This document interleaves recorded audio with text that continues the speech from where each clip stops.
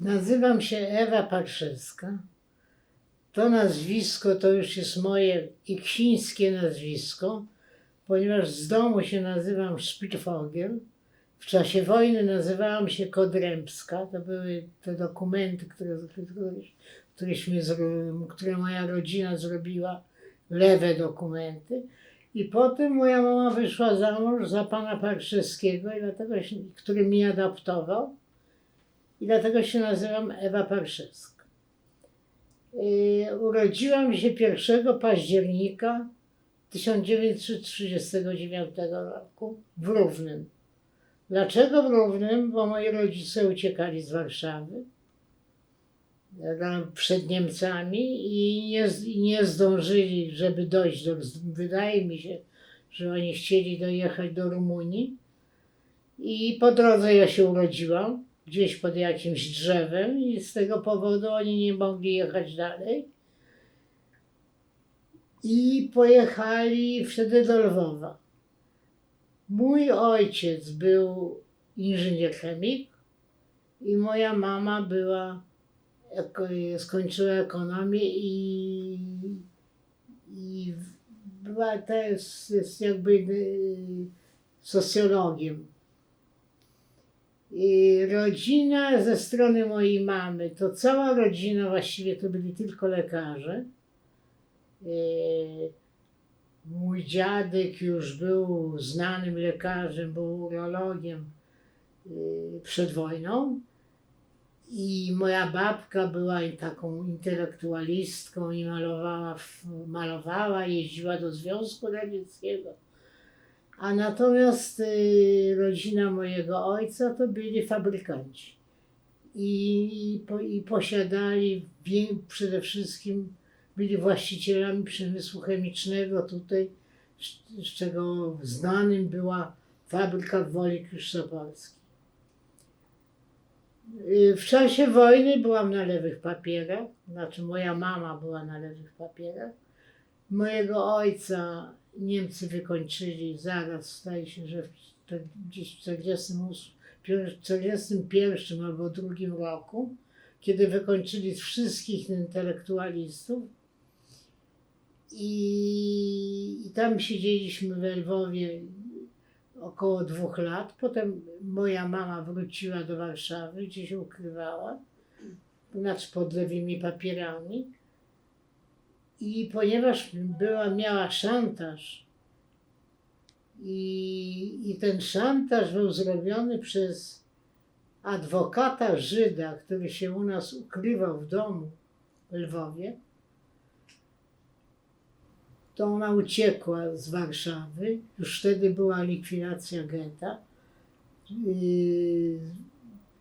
Razem ze swoim ojcem, który uciekł też z getta. Był lekarzem w getcie. Jak zaczęli likwidować getto, to on uciekł. I pojechaliśmy pod Radom i byliśmy tam, oni siedzieli. I tam żeśmy siedzieli na lewych papierach. Mój dziadek pracował jako buchalter i na takiej wsi gdzieś tam pod Suchą, jak ja pamiętam. Aż do wyzwolenia. Ja pamiętam z tego wszystkiego bardzo mało. Pamiętam jak Rosjanie weszli, pamiętam jak Niemcy wyszli i tak dalej, i tak dalej. Naturalnie, że mam różne wspomnienia z tego, bo jak moja mama była w Warszawie, to ona mnie zostawiała i sama szła do getta. Dlatego, że jej rodzice i jej teściowie byli w getcie, także jeździła do nich, nie wiem, żeby ich odwiedzić, czy zobaczyć w ogóle, czy żyją jeszcze. I wtedy mnie zostawiała ze swoimi przyjaciółmi, z kimś. I z tego okresu ja mam małe wspomnienia, ale pamiętam jak strzelali do ludzi, pamiętam jak zastrzelili ludzi. Nie bardzo rozumiałam, o co to idzie, ale w każdym razie tak to było. No i po wojnie pierwszą rzeczą jak przyjechali, tego już nie pamiętam, wydaje się, żeśmy najpierw pojechali do Łodzi. Nie wiem, co było najpierw wyzwolone. Czy była Łódź, czy Warszawa.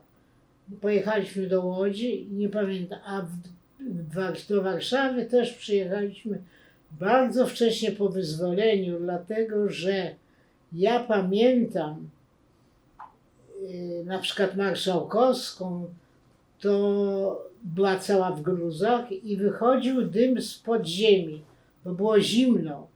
To ludzie palili w suterynach i wychodził ten dym z podziemi. I wszędzie były gruzy, czyli na przykład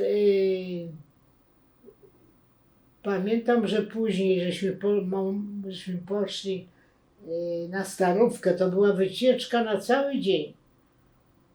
Trzeba było iść cały dzień, żeby dojść do tej Starówki i potem wrócić, bo też można było tylko chodzić ścieżkami, które były między minami, między gruzami i tamtędy. I potem byliśmy w Łodzi, gdzie moja mama wyszła za mąż po raz drugi za tego pana Jana Parszewskiego. I byłam w Warszawie do 58 roku. Chodziłam tutaj do szkoły, to była do dawnej szkoły Staszica. Najpierw chodziłam do takiej szkoły, którą pamiętam, że to widocznie było po wojnie, tak, że to była Marszałkowska 99. To był jakiś taki budynek, gdzie na każdym piętrze było co innego. No i na jakimś piętrze była ta szkoła. I potem chodziłam do szkoły Staszica. To była szkoła na Polnej, zaraz najpierw koło Politechniki, a potem szkoła się przeniosła gdzieś, już nie pamiętam, ale gdzieś w tamtą stronę i zamieniła się nazwę na TPD 2.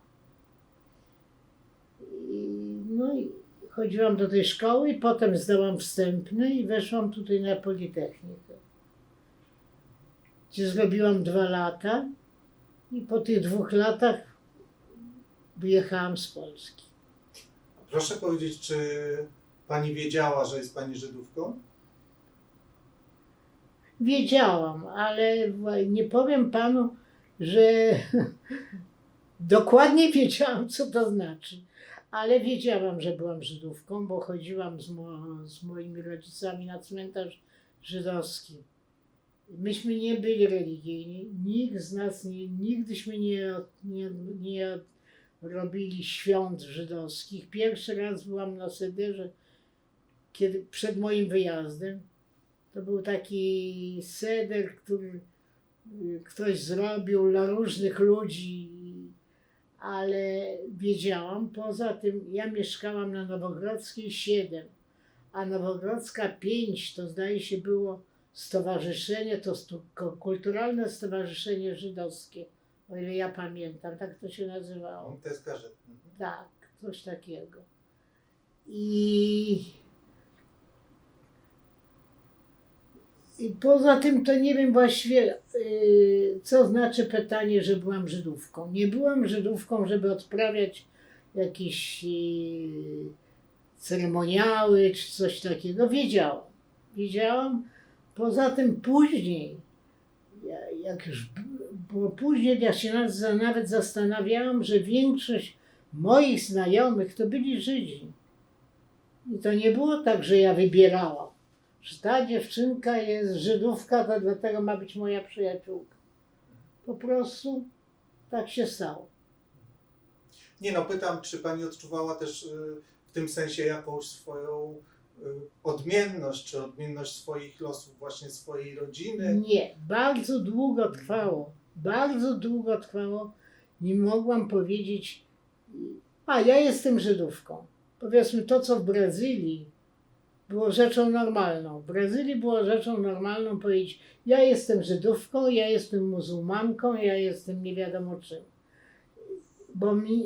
Bo mnie to w jakiś sposób hamowało.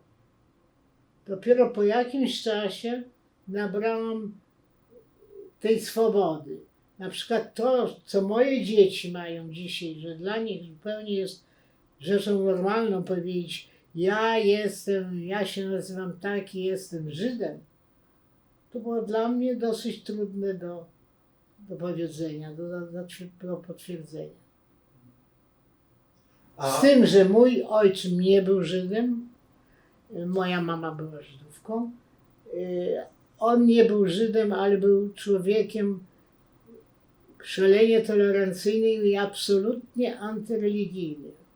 To znaczy, że jemu był absolutnie przeciwko jakiejś ceremonii kościelnej, czy niech będzie w synagodze i tak dalej. To był on, a moja mama jednak była, ją ciągnęło do tego żydostwa. To znaczy, w jakim sensie? Nie, dla niej było normalne, że ona była Żydówką, poza tym miała wszystkie wspomnienia czasów wojny. Ona przed wojną, ona była urodzona w Berlinie i przed wojną zaczęła studia w Niemczech. Znaczy, oni mieszkali w Warszawie, ale wyjechała na studia, nie w Niemczech, ona wyjechała na studia do Strasburga. I wtedy się zaczęła historia z Hitlerem i ona uciekła, wyjechała z tego Strasburga i dokończyła studia w Belgii. Ale to znaczy ona wiedziała, o co idzie, kto ona jest. A czy mama, no właśnie, co opowiadała o tym przedwojennym okresie? Bo gdzie mieszkali? Moi dziadkowie dziadkowie? mieszkali na Wawelskiej. Na Wawelskiej lub Hoffmanowej. I mieli tam dom, który był zbudowany, ile ja pamiętam, z tego co ja wiem, przez spółdzielnię, do której lekarzy, czy coś takiego. I moja matka zawsze była, że tak powiem, kończyła studia za granicą, nie była tutaj w Polsce. Jej brat, który był lekarzem, mój wujek, który został przy nazwisku okupacyjnym, to znaczy nazywali go Ludwik Mazurek, to było nazwisko okupacyjne, bo z domu on był Schenkel. I to on zaczął medycynę tutaj, a skończył ją w Lwowie już w czasie okupacji. Teraz nie wiem, czy miał jakieś tutaj kłopoty antysemickie z tego powodu, nie wiem. Bo na przykład mój teść, który kończył prawo w Krakowie, wiem, że musiał stać. Że nie wolno mu było usiąść w czasie wykładów. Także o tym ja wiem, ale jak było z Jurkiem, to nie wiem. A gdzie zamieszkali pani rodzice po ślubie? Tutaj Tak. moi rodzice, mój ojciec, moja mama, my zamieszkali tutaj w Warszawie na Filtrowej, ja nie wiem jaki numer, i mieszkali tutaj, no i potem uciekli. Oni wzięli ślub, chwileczkę, jak ja miałam, moja mama była z 10 roku, to gdzieś miała, na kilka lat przed wojną gdzieś wyszła za mąż w 35, 6 roku, coś takiego.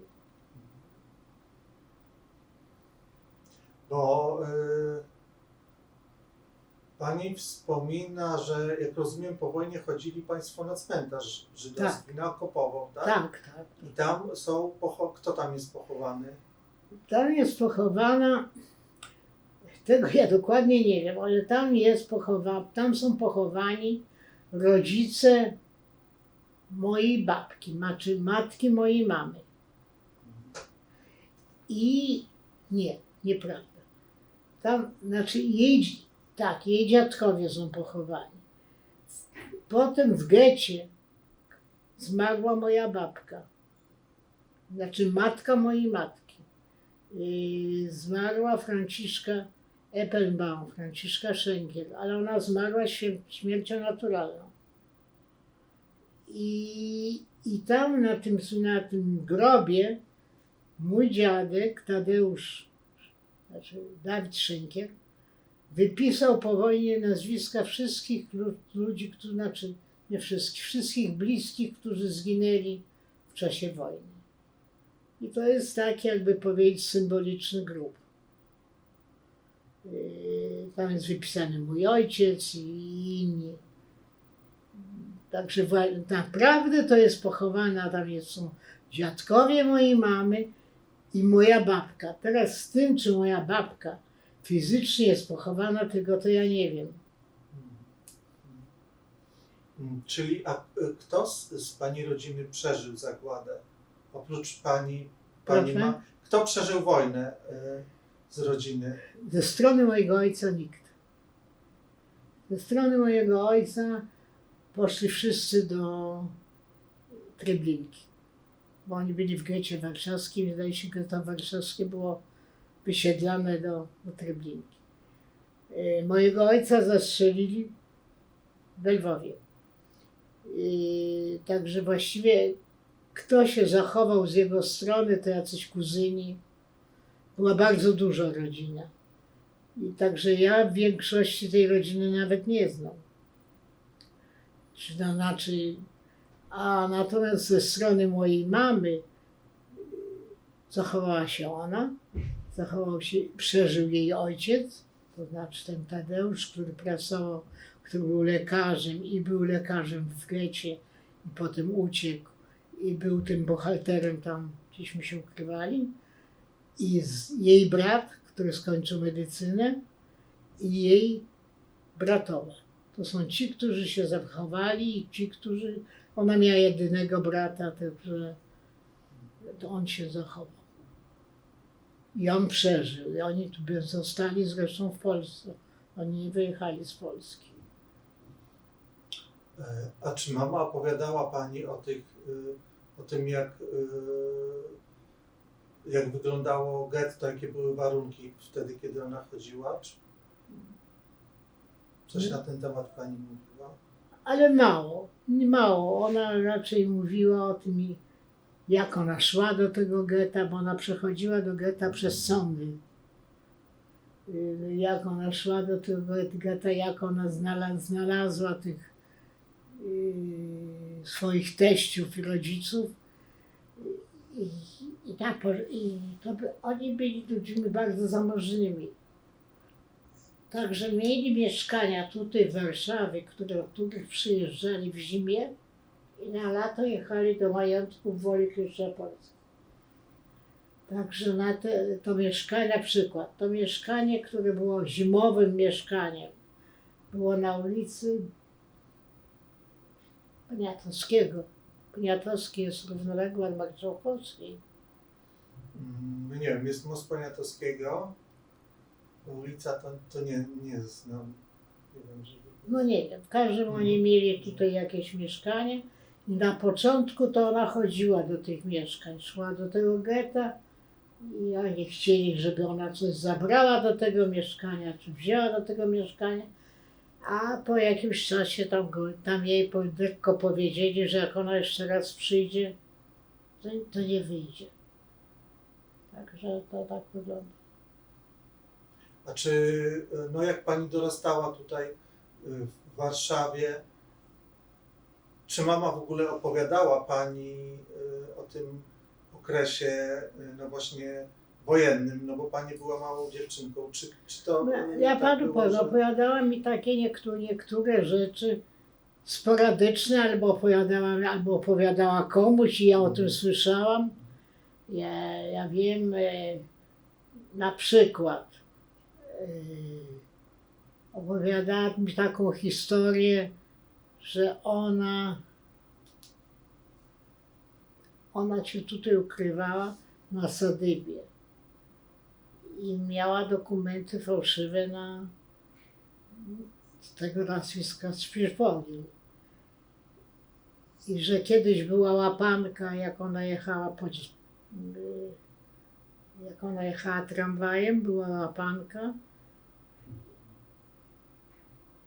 I pan sobie wyobrazi, że kto dyrygował tą łapanką, kto był tym komendantem tej łapanki, to był jakiś facet, którego ona znała z Uniwersytetu w Strasburgu. I on ją zwolnił. On ją poznał, ona była bardzo przystojna i mówiła po niemiecku perfekt. I on jej powiedział, możesz sobie iść, ale na drugi raz ja ciebie nie puszczę. Znaczy takie kawałki opowiadała. Poza tym na przykład, że myśmy byli, że ona mieszkała na Sadybie ze mną i tam ją miała, jakby to powiedzieć, ukrywał się u nas w Lwowie jakiś adwokat, ale adwokat Żyd. I on po prostu zaszantażował moją mamę. Powiedział jej, bo ona wyszła coś. Ona mówi, że ona wszystko, co ona posiadała, to było w moim wózku. Znaczy, co były pieniądze, cokolwiek to było ważnego, to było w moim wózku. Że w razie czego, gdyby coś było, to ona może z tym wózkiem się wynieść. Także ten facet zrobił jej szantaż i ona wzięła pierwszy pociąg z Warszawy, żeby pojechać, wtedy pojechała pod ten Radom, a tego faceta to zadzwoniła do przyjaciół i powiedziała, żeby oni się nim zajęli i wiem, że wytoczyli mu proces po wojnie. To są takie rzeczy, których ja wiem. Czy pani ma rodzeństwo? Tak, mam siostrę, znaczy siostrę, półsiostrę z drugiego małżeństwa mojej mamy. A po wojnie pani mama czym się zajmowała w Warszawie? Moja mama pracowała tutaj w turystyce. Zdaje się, że pracowała tutaj w turystyce, a potem, nie wiem jak to się nazywa, tam gdzie jest nasz hotel, PKPG czy coś takiego, ten budynek, co wychodzi na plac Trzech Krzyży. Mhm. A mój ojciec był, a Janek był inżynierem. To jak to się stało, że państwo wyjechali? Co do tego doprowadziło? Doprowadziło, że moja matka była zupełnie... Ona uważała, że należy stąd wyjechać. Od początku, jak ja ją pamiętam, to ona mi zawsze mówiła, że w ogóle powinna była wyjechać przed wojną, że w ogóle nie powinna była tu zostać. I ona uważała i doprowadziła do tego, żebyśmy wyjechali, mimo że ja uważam, że mój ojczym nigdy nie powinien był wyjechać stąd. Był bardzo nieszczęśliwy.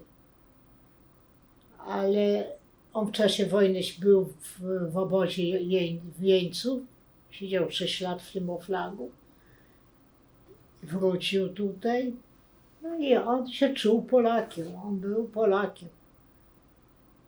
I on się czuł nieszczęśliwy tak w Brazylii, jakby się czuł źle w Szwajcarii. Moja matka miała przede wszystkim, uważała, że będzie wojna, że się może powtórzyć.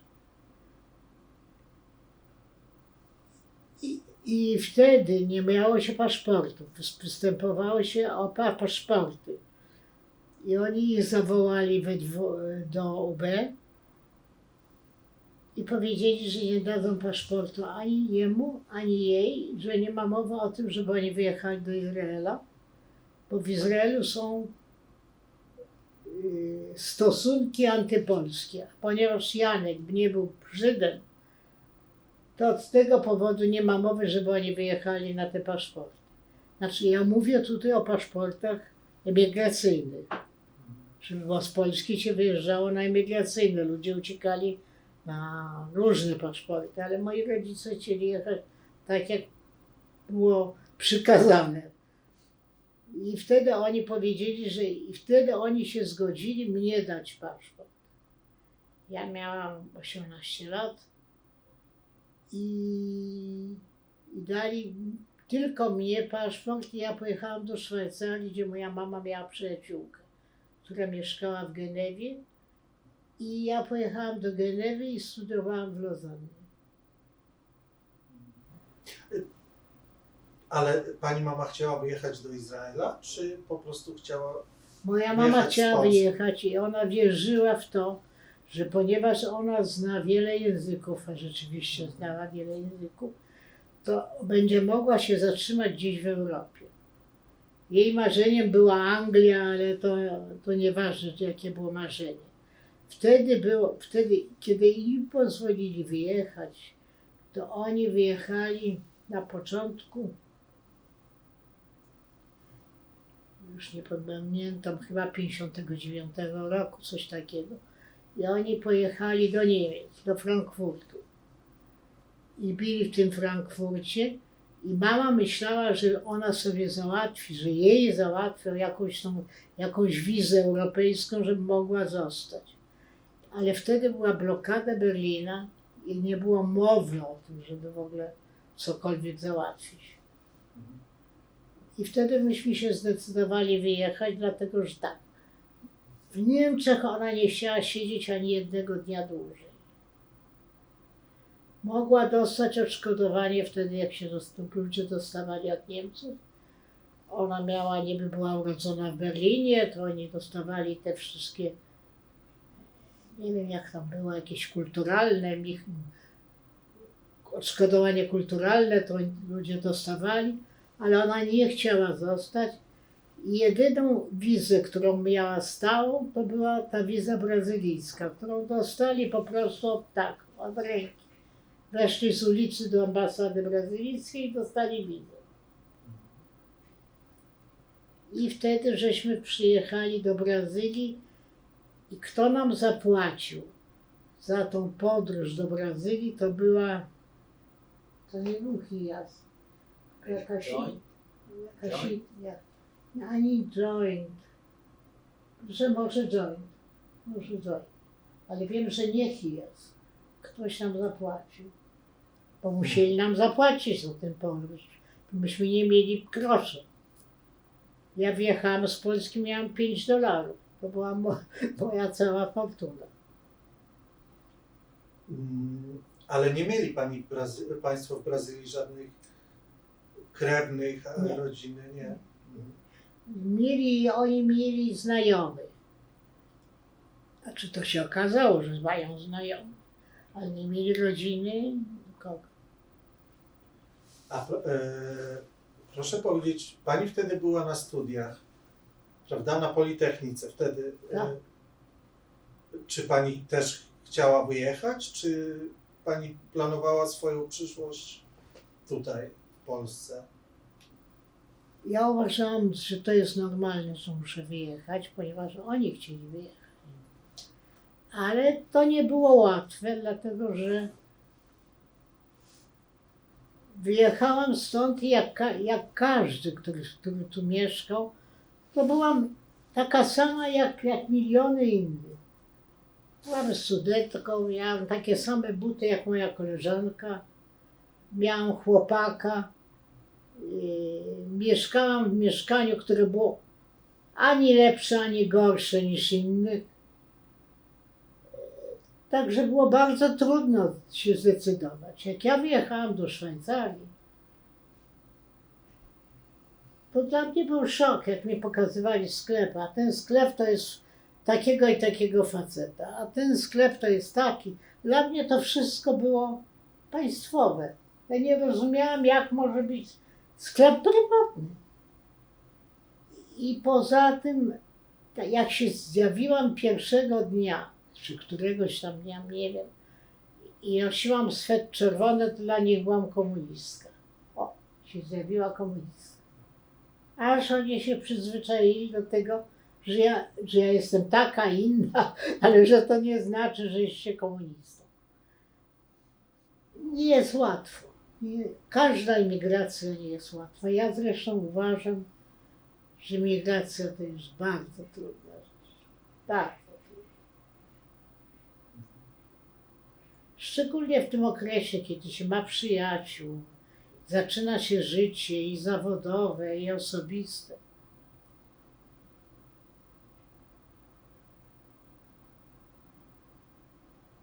No bo tak się zastanawiam, pani mówi, że pani mama zawsze chciała wyjechać Tak. i trochę z tego, co pani opowiada, no, wynika może też to, że pani mama, mając tą edukację przedwojenną, gdzie była po prostu w krajach i w Belgii była, prawda, i Tak. po prostu była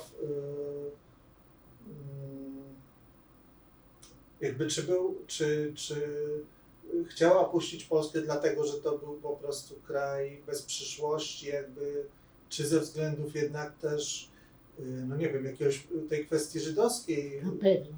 Na w pewno. Polsce, Tak, tak, antysemityzmu powojennego. tak. Na Też. pewno. Na pewno. Ja zrobiłam rok studiów w Szwajcarii, znaczy 2 semestry i 4 tutaj. I na jakim kierunku? Architektury.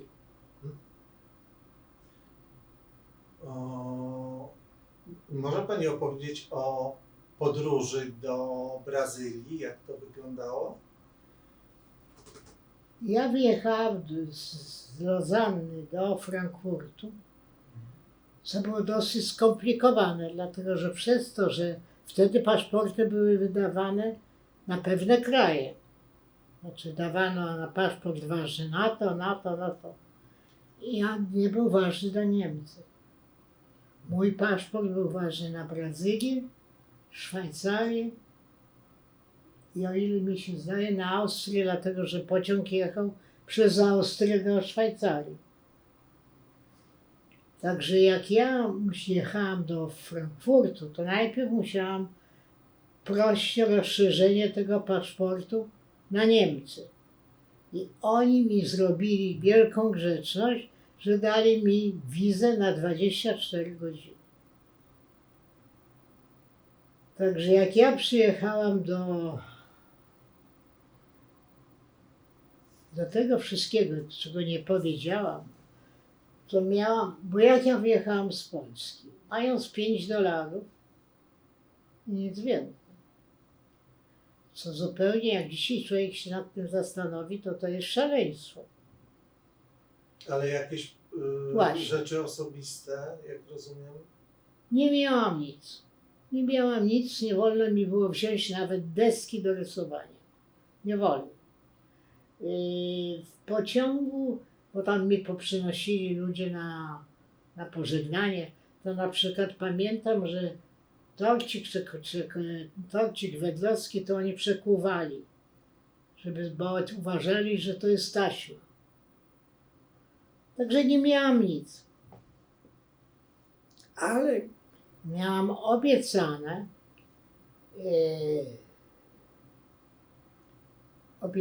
miałam stypendium z Żydowskiego Związku Studentów w Szwajcarii. Także na podstawie tego ja wyjechałam z tej Polski. Teraz jak przyjechałam do tej Szwajcarii, to się okazało, że ten związek ma fundusze od osób prywatnych. I w tym momencie oni nie mieli pieniędzy. Czyli ja zostałam zupełnie na lodzie. Ale mój dziadek ze strony mojego ojca, oni dawali szalone pieniądze na, nie wiem jak się, ja w tej chwili nie pamiętam, jest jakiś żydowski związek, który uczy zawodów. Nie pamiętam jak on się nazywał. I wtedy ja do nich poszłam i oni się zgodzili dać mi tymczasowo, aż tamci będą mieli pieniądze, 150 franków miesięcznie, co było mniej więcej $80. Z czego ja musiałam płacić pokój i tak dalej, Ale było. Więc pojechałam do tego Frankfurtu I w moim ostatnim dniu w Szwajcarii dostałam wiadomość, że dostaję stypendium. No ale to był mój ostatni dzień. Przyjechałam do Frankfurtu i gdzie mój ojczym pracował. I czekaliśmy na to, żeby ten joint zapłacił nam podróż. Jak dowiedzieliśmy się, że oni płacą, to pojechaliśmy do, jak to się nazywa miasto na północy Niemiec? Do Hamburga. Do Hamburga. I byliśmy w tym Hamburgu w takim obozie dla uciekinierów. I następnie przyjechał ten statek to był Laineck. To były statki półciężarowe. No i jechało się wtedy z tego Hamburga do Brazylii 24 dni. I jechaliśmy tym statkiem. On stanął w Lizbonie, myśmy nie mogli wysiąść. Nie można było wysiąść w Lizbonie z polskimi paszportami. I wtedy był boom, że Portugalczycy jechali do Brazylii. I oni wszyscy jechali pod pokładem. W potwornych warunkach. No i jak przyjechaliśmy do Brazylii, to tam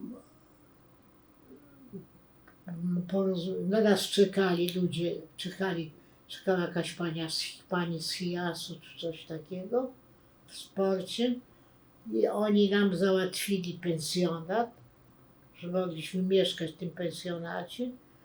No i po jakimś czasie mój ojciec dostał pracę i wynajęliśmy dom i zaczęło się życie. A jak pani sobie poradziła? Bo to przecież język też. Potwornie.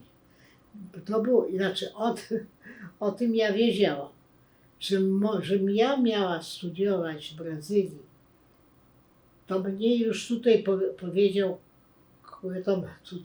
to mi powiedział w Genewie konsul brazylijski, że ja muszę zdać egzamin adaptacyjny z języka portugalskiego, z historii Brazylii i geografii Brazylii. Jak ja to jest egzamin państwowy, jak ja zdam ten egzamin, to wtedy mogę się starać, żeby wejść na studia. I ten facet, ja potrzebowałam do tego, żeby wjechać do tej Brazylii, potrzebowałam, żeby wszystkie moje dokumenty były podstemplowane jakąś tam pieczątką okrągłą czy jakąś. I on mi powiedział, że każda pieczątka kosztuje ileś tam dolarów. A tych papierów ja miałam mnóstwo. I o tym, że one kosztowały ileś tam dolarów, to dla mnie było w ogóle fantazja, bo ja nie miałam żadnych pieniędzy. To on mi wtedy powiedział, że on mnie zwolni z tej zapłaty, że on nie wierzy, że ja się dostanę na jakieś studia i że jeżeli ja się dostanę, to żebym ja jemu powiedziała, to żebym ja jego zawiadomiła. Bo jego syn studiował w Coimbra i też się nie dostał w Brazylii na studia. I tak to było. Ja przyjechałam, poszłam tam, dowiedziałam się o ten egzamin adaptacji.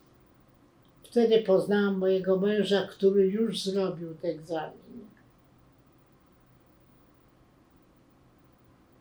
I zdałam te egzaminy, dostałam się na studia. Jak przyjechałam w 1965 roku do Europy, to poszłam do tego pana i go odwiedziłam. Z dużą satysfakcją. Ale to jest taka rzecz, która była typowa dla Brazylijczyków. Brazylijczycy są bardzo pogodni, bardzo, że tak powiem, on chciał mi pomóc po prostu. Tak to było. Bo jak rozumiem, Państwo jak trafili do Brazylii, to byli w kontakcie z organizacjami żydowskimi. Czy Państwo trafili też do jakiegoś środowiska właśnie Żydów z Europy? Jak to wyglądało? Czy zupełnie? Znaczy, powiedziałabym, jedyne środowisko, do których myśmy, ale też nie można powiedzieć, żeśmy należeli lub coś takiego. To jest kongregacja, to jest po portugalsku, Kongregacja Izraelita Paulista, SIP. To jest synagoga nowoczesna i w architekturze, i w filozofii, że tak powiem. Ja tam wzięłam ślub. Moi teściowie byli bardziej tradycyjni niż moi rodzice. Ale poza tym, jak mam powiedzieć, to większość znajomych moich rodziców tam w Brazylii to byli Żydzi z Polski, którzy przyjechali mniej więcej w tym samym okresie.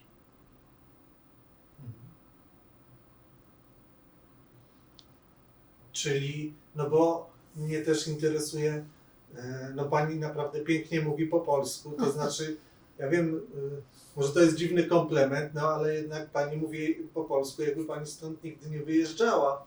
W związku z tym moje pytanie jest, czy Pani używała tego języka polskiego?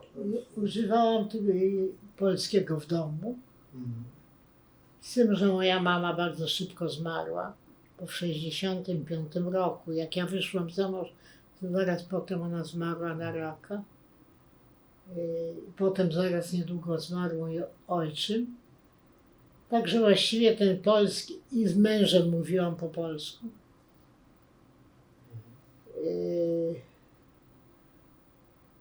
Z moimi teściami mówiłam po polsku. Oni też byli... Tak, oni byli imigrantami krakowianie. Oni się ukrywali w czasie okupacji w Krakowie. I wyjechali do Brazylii, ale oni mieli rodziny w Brazylii. Ja wyjechałam w 59, to gdzieś w 57. Także z tymi ludźmi ja mówiłam po polsku. Obecnie to ja po pewnym czasie, ja robiłam kwestię z tego, żeby utrzymać. Przede wszystkim ja jestem bardzo przywiązana do polskiej kultury. Mimo wszystko. Jak przyjeżdżam, to idę do teatru, lubię kupić książki i tak dalej. I to zawsze pomaga, żeby znać ten język. Powiedziałabym, że mój mąż też mówił bardzo dobrze po polsku i on ciągle studiował właśnie, ale on studiował tą historię Żydów. Także on sobie sprowadzał książki z całego świata. Ja wiem, Żydzi polscy w Małopolsce, czy coś takiego. No i... A teraz kilka lat temu, nie, to już nie jest kilka lat temu, gdzieś w latach 2000, jak ja skończyłam swoją karierę jako architekt, bo pracowałam w zarządzie miasta,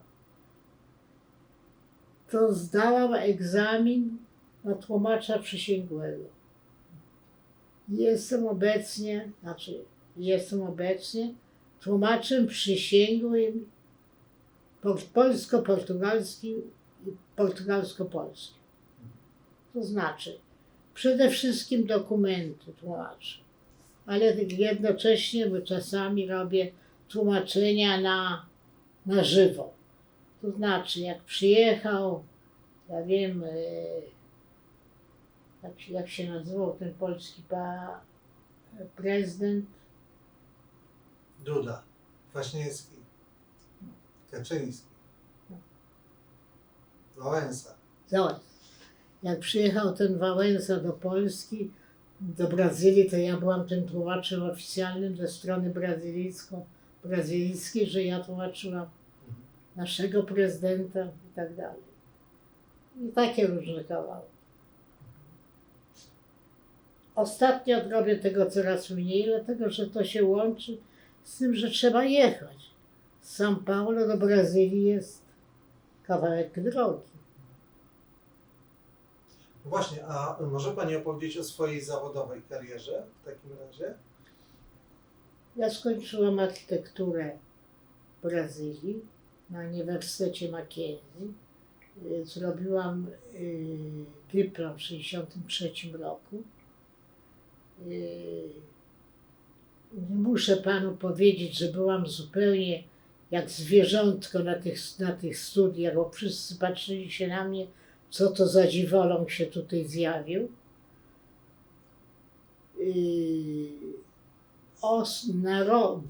Na roku było 40 osób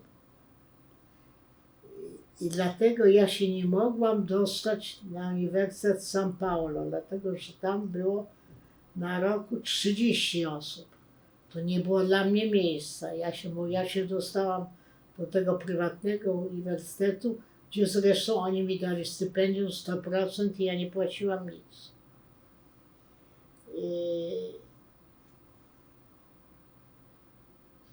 I po pewnym czasie pracowałam w biurze architektonicznym i robiłam prace dekoracyjne. A po pewnym czasie zdałam egzamin, konkurs i zaczęłam pracować w zarządzie miasta, bo São Paulo jest podzielone na kilka, takich dystryktów. Za jednym takich dystryktów ja byłam odpowiedzialna za rozbudowanie i tak dalej, i tak dalej. I pracowałam tam do roku 95, coś takiego. Kiedy weszłam na emeryturę wcześniejszą. No i już to jest ta moja praca i potem zaczęłam pracować jako tłumacz. Był szalony boom wśród ludzi polskiego pochodzenia, którzy chcieli obywatelstwo z Unii. I to było właśnie w latach 2000. Kiedy Polska miała wejść do Unii, to wtedy ludzie chcieli te paszporty, a Polska tego nie ułatwiała. Nie. Trzeba było tłumaczyć różne dokumenty i tak dalej. Bo jak rozumiem, no w Brazylii jest też duża, znaczy nie wiem jak duża, ale jest mniejszość polska, nie żydowska, która też emigrowała gdzieś tam na początku wieku. Tak.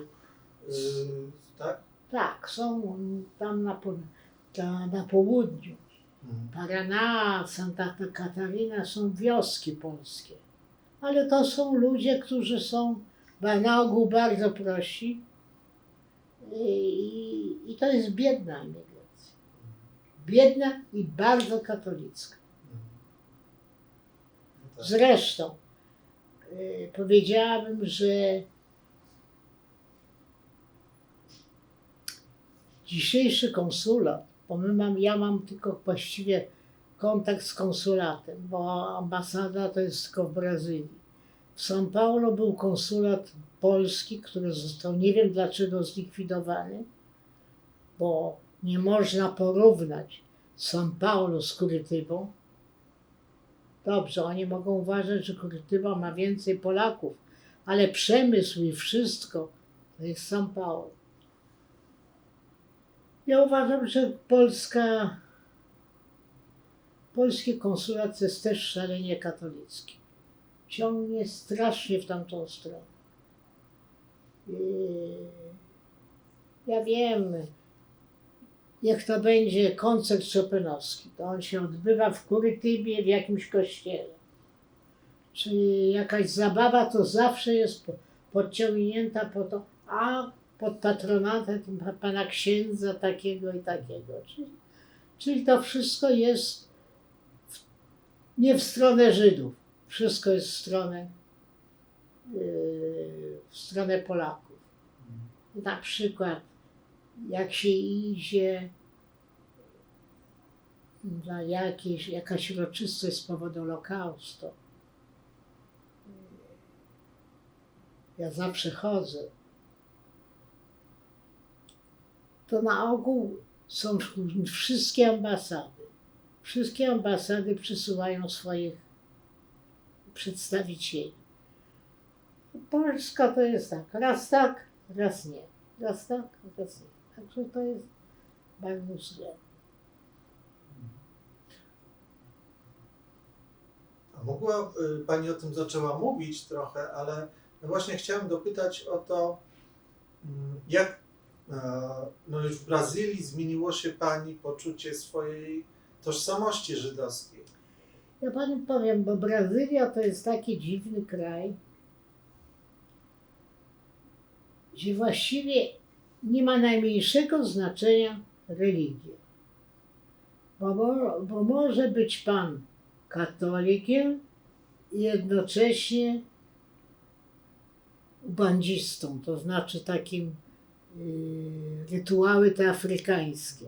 To jedno z drugim nie ma nic wspólnego. Może być pan tym jednym i drugim. I jak ja weszłam tam na studia, to pierwszy raz w moim życiu ja zobaczyłam, że ja mam tam, jak zrobiłam dyplom, to myśmy zrobili, pamiętam, że było 6 nabożeństw, to znaczy 6 uroczystości religijnych, bo było 6 różnych wyznań na moim roku. Wśród 40 uczniów 6, bo byli Żydzi, już teraz nie pamiętam, ale wiem, że byli Żydzi, katolicy, Armeńczycy i tak dalej, i tak dalej. I właściwie powiem panu, że to był dla mnie szok. Bo wszyscy szli na wszystkie uroczystości. Nie było mowy o tym, żeby jakiś Syryjczyk nie poszedł do synagogi. Teraz, czy to dzisiaj też jest tak, przy tym wielkim boomie ewangelickim, bo jest szalony boom ewangelicki? Nie wiem, ale myślę, że też. Ewangelickie, czyli tam ci mormoni, te takie Nie. denominacje? Nie. Kościół protestancki po prostu. Protestancki, tak.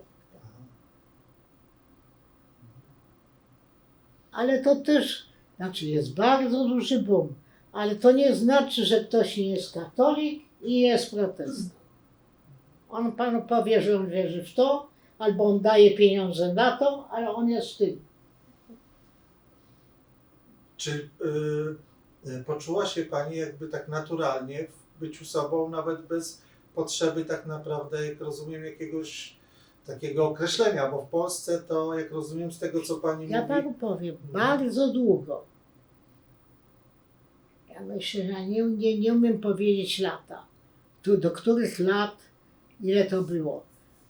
Na formularzu, który trzeba było wypisywać do polskiego obywatelstwa, było napisane religia i było napisane pochodzenie.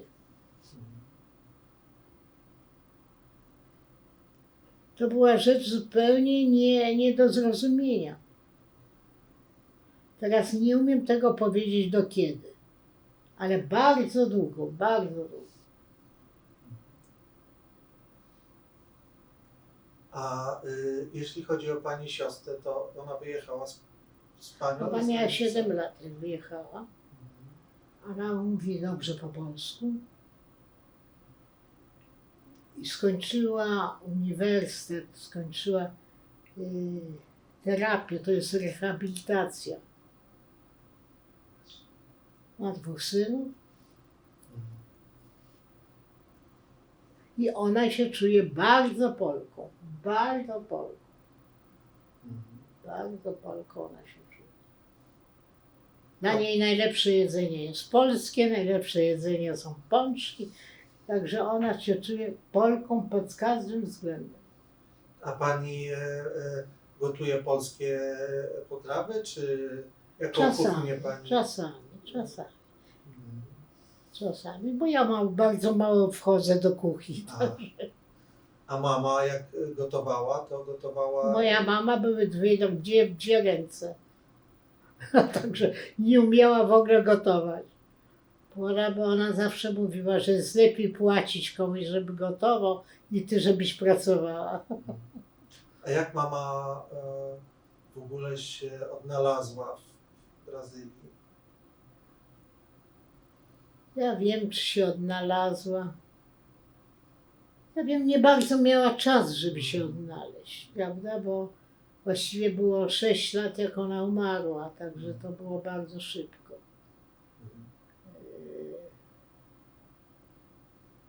Ja panu powiem, przede wszystkim emigracja polska, nawet żydowska. To byli ludzie na ogół, powiedziałabym, tyle prości. To byli ludzie, którzy nie mieli wyższego wykształcenia. Także to trochę było dla niej trudne. Wiem, wszystkie te panie były zajęte kuchnią, czy robieniem na drutach, czy coś takiego. Moja matka całe życie pracowała. Mhm. Także to jest mi trudno powiedzieć. Ale podjęła pracę zawodową? Tak. Mhm. Mama pracowała pracowała potem w Joincie i pracowała w UNESCO. No ale potem zmarła, to było bardzo szybko. A mój ojczym nigdy się nie zadomowił w Brazylii. Był bardzo nieszczęśliwy. Ale myślał o tym, żeby wracać do Polski? Myślę, że tak. Myślę, że tak i nie zdążył. Mhm. Z tym, że wtedy pojechać do Polski, pojechać do Europy to była fantazja. Przynajmniej dla nas, dlatego że trzeba było mieć te pieniądze. No bo pani przyjechała w 60. którymś, Ja tak? przyjechałam w 65 roku, ale ja odkładałam pieniądze przez cały czas, żeby móc tu przyjechać, żeby móc przyjechać do Europy. Nie dostałam wizy do Polski. Polacy odebrali mi obywatelstwo i ja pojechałam do Włoch, gdzie mój ojciec miał, gdzie Janek miał kolegę z obozu. I zaczęłam pracować w Rzymie. I byłam w Rzymie, pracowałam jako architekt. Długo? No jakieś pół roku byłam, a potem pojechałam a potem mi dali wizę, Potem mi dali wizę i ja przyjechałam do Polski na miesiąc. Przyjechałam tutaj. No wszystko było, pan sobie nie wiem, czy pan jest młodym człowiekiem, ale to było w ogóle szaleństwo. To w ogóle było komunizm, jak ja przyjechałam w 65 roku. Ale ja chciałam tu przyjechać, ja chciałam spotkać mojego chłopaka, mój dziadek jeszcze żył i tak dalej, i tak dalej. Ale najpierw mi odebrali obywatelstwo. W São Paulo mi odebrali. To znaczy przed wyjazdem? To ja wtedy zrezygnowałam z wyjazdu do Polski, pojechałam do Europy i po pewnym czasie poszłam do polskiego konsulatu, gdzie mi dali wizę z tym, że musiałam płacić za każdy dzień. Aha. Nie pamiętam, to miało specjalną nazwę, ja nie pamiętam, jak to się nazywało, ale to jechało się tak. Trzeba było płacić $7 dziennie, $2 dziennie. Jak pan jechał odwiedzać rodzinę, to coś tam, już tego nie pamiętam. Także ta jazda do Polski, przynajmniej dla mnie, była kosztowna. Czyli pani odebrano to obywatelstwo w momencie, kiedy pani chciała dostać wizę? Nie, bo było tak, naturalnie, dlatego że ja musiałam dostać rejestr jako architekt to istnieje, ja nie wiem czy w Polsce też istnieje, istnieje taki rejestr dla architektów i inżynierów. Narodowy, to jest numer. Więc ja, żeby dostać ten numer, musiałam mieć brazylijskie obywatelstwo. I ja poszłam do konsulatu i im powiedziałam, że ja już mam ten rejestr, to oni, to znaczy jak tyś dostała ten rejestr, to ty musiałaś się zrzec z polskiego obywatelstwa. Ja się nie zrzekłam, ale oni uważali, że należy się zrzec. I dostałam taki papier, że taka i taka się zrzeka polskiego obywatelstwa. Ale odzyskała pani to obywatelstwo? Tak, bo potem prosiłam o polski paszport, to odzyskałam. Ale to był idiotyzm, dlatego że wszyscy ludzie, którzy studiowali, musieli dostać ten rejestr. Jeżeli nie miał tego rejestru, nie mógł pracować zawodowo. Ale wtedy była dosyć duża emigracja z Polski, nie szczególnie żydowska. Była, czego obecnie nie ma.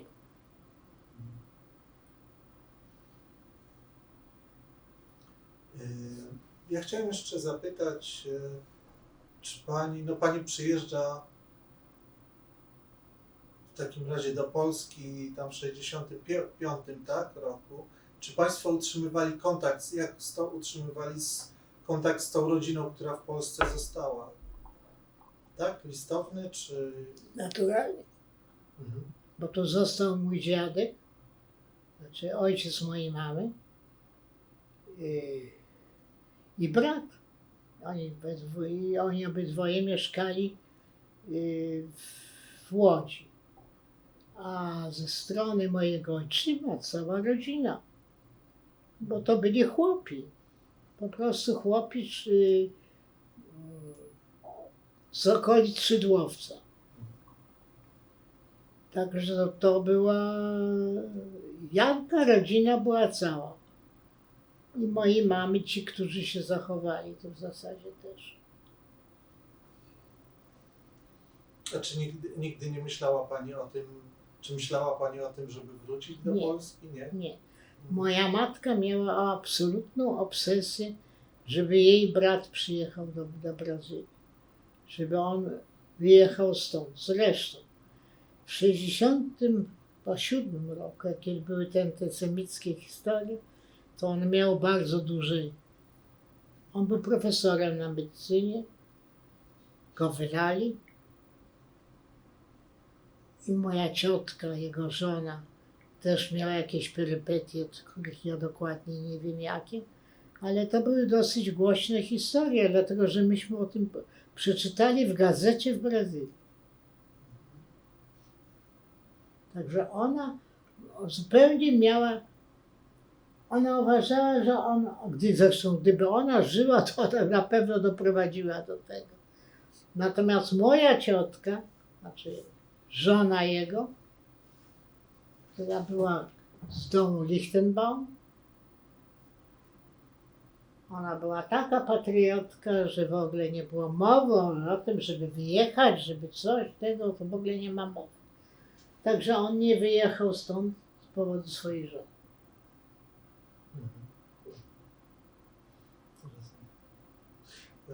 Pani Ewo, bardzo dziękuję za rozmowę. Czy chciałaby pani coś jeszcze dodać na koniec? Cokolwiek, co pani uważa, że tu powinno się znaleźć na tym nagraniu?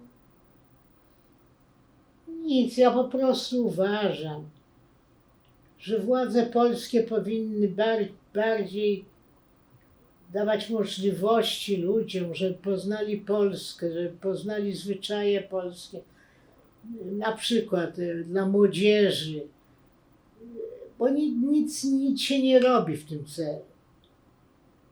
Ja mam wiele przypadków, że ludzie chcą jakieś informacje o Polsce, to gdzie oni telefonują? Telefonują do mnie. Ale ja nie jestem niczym, prawda? Ale powiedzmy, Ja przyjechałam do Polski swego czasu, gdzieś 4 lata temu, 5 lat temu, z moimi dziećmi, moimi wnukami. To moje wnuki do dzisiaj wspominają tą podróż, uważają, że to jest najwspanialsza podróż, jaką oni zrobili. Ale żeby to kontynuować, żeby to poznać, to gdzieś to coś powinno być. Nie ma nic. Także poza tym uważam, ja zresztą o tym powiedziałam, jak dawałam zeznanie do szła, że ciągle się mówi o tym, że Polacy byli w czasie wojny, wydawali Żydów, że byli źli, że to było, no było co było. Ale to nie było tylko to, bo byli Polacy, którzy pomagali i pomagali bardzo dużo. Mój mąż się ukrywał w kryjówce, którą utrzymywał człowiek i tam było 16 osób. Czyli on dawał wyżywienie dla 16 osób. Także bo na przykład dla normalnego Brazylijczyka, to jak pan powie, że pan jedzie do Polski i jest pan Żydem, to powie, czy ty zwariował, nie masz gdzie jechać, przecież tam jedzą Żydów. To jest to, co ja uważam, ale to jest moje osobiste zdanie. To jest wszystko. To może jeszcze tylko dopytam, jak pani się dzisiaj w takim razie czuje, będąc w Polsce, w Warszawie? Bo dzisiaj ja wiem, że w Polsce jest antysemityzm, zresztą tak jak na całym świecie, nie tylko w Polsce. Ja przyjeżdżam tutaj, na przykład tak jak teraz, przyjechałam, jestem po prostu turystką. I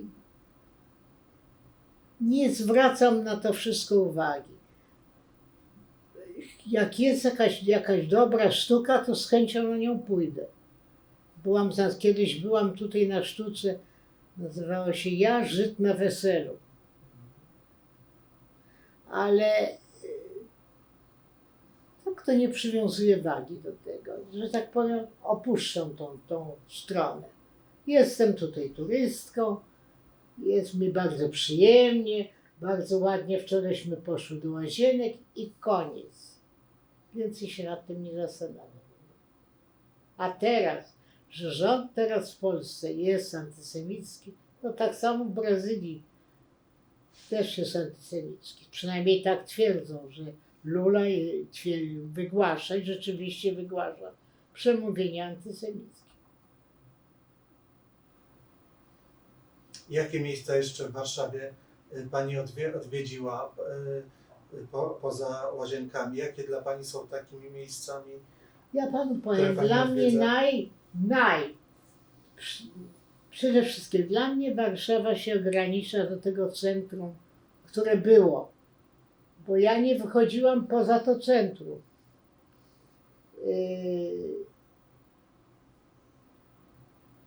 Co jeszcze? Dla mnie najpiękniejszym miejscem jest Łazienkowska.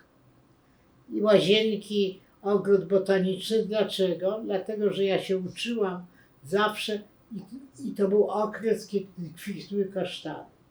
To ja zawsze myślałam, Boże, jak ja bym chciała, żeby te kasztany kwitły i ja nie musiała się uczyć. A poza tym Stare Miasto, Nowy Świat, ale to nie jest nic oryginalnego. Nie no.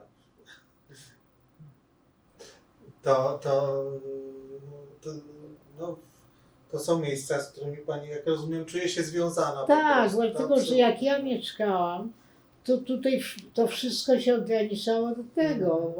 Właśnie ten środek, właściwie to centrum się kończyło na Unii.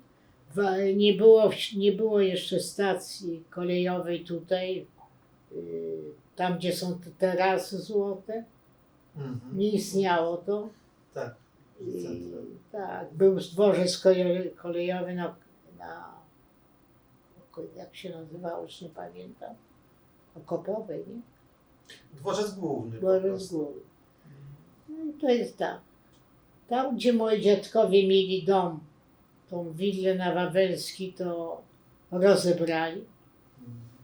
Tam wpadła bomba do środka. Ta willa ocalała, ale bomba wpadła do środka i stwierdzono, że będzie lepiej rozebrać i zrobili tam przedszkole. Że dla mnie na tym się kończy ta cała ronda. Dlatego ja jeżdżę do Krakowa bardziej, dlatego że mój mąż był zakochany Krakowiak. Był urodzony w Krakowie i zawsze mieszkał w Krakowie i ubóstwiał ten Kraków. I rzeczywiście Kraków jest bardzo, bardziej powiedziałabym, charyzmatyczny niż Warszawa. Warszawa się zrobiła wielkie miasto. Wielkie międzynarodowe miasto.